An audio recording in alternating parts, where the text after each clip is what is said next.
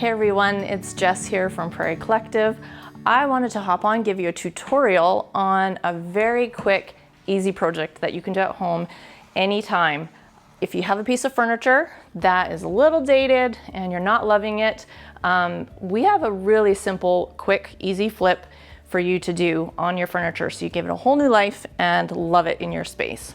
So I have this dresser. It is from about the 1940s, solid wood, and we're gonna give it a little makeover today. So what you're gonna need for the project is some sandpaper. I like using about 100 grit, 150 grit. You're gonna need some TSP. We use Fusion's concentrated TSP, which is fantastic because it's an alternative, so it's phosphate free.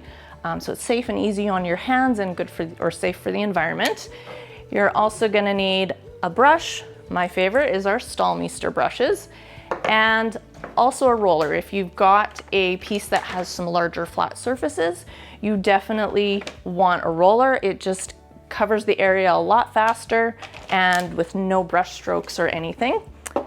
And lastly, you're going to want to pick your color of choice. I did pull in kind of a fun color today. It's called Carriage House. It's a nice warm sage green. So we're gonna be doing that on this dresser today. So step number one we're gonna start with is sanding. Because it's a wood piece, we're going to just give it a light scuff, and that's basically to rough up any edges that are already peeling or chipping. And as you can see, I'm not taking a lot of time on this. I'm just scratching the surface, getting it roughed up a little bit. Okay, so now that we've scuffed it all up, we can go ahead, take some paper towel and our TSP cleaner and give it a good wipe down.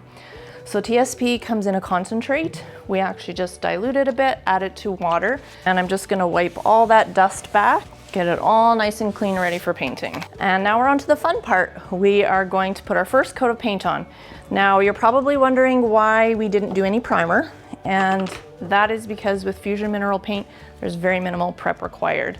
We didn't have to use a primer because it is an all wood piece, and we were able to give it a light scuff, so we therefore don't need an adhesion primer. So I like to dip my roller in, and for those that aren't familiar with using a roller, get your roller loaded with paint and utilize the track.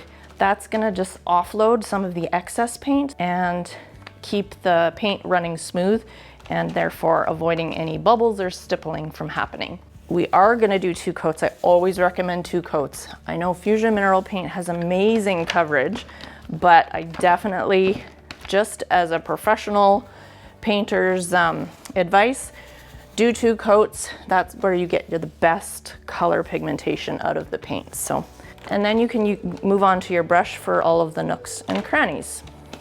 And the important thing to remember when you're painting with a brush, well, any paint for that matter, lots of times we end up wanting to do multiple strokes back and forth, but as we're doing that, we're actually encouraging the drying process, and that is causing the paint to begin to dry, and then we are passing our brush through paint that is starting to dry, and we actually create more brush strokes that way because the paint is already starting to dry. And if I notice that I've missed some spots or it's thinner, I'm gonna wait to go back and cover them with my second coat.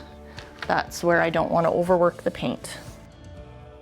Okay, and we are on to coat number 2. After about 1 to 2 hours, if you can, let it dry, and then you can do a second coat. And then once you've got 2 coats paint on, your last step is to attach the hardware and finish it up. Now we've got the hardware back on and we've let our piece dry. We're gonna let it cure for 3 days before we do any major moving to it. And then after that, the piece is good to use and you've got a brand new piece for your home.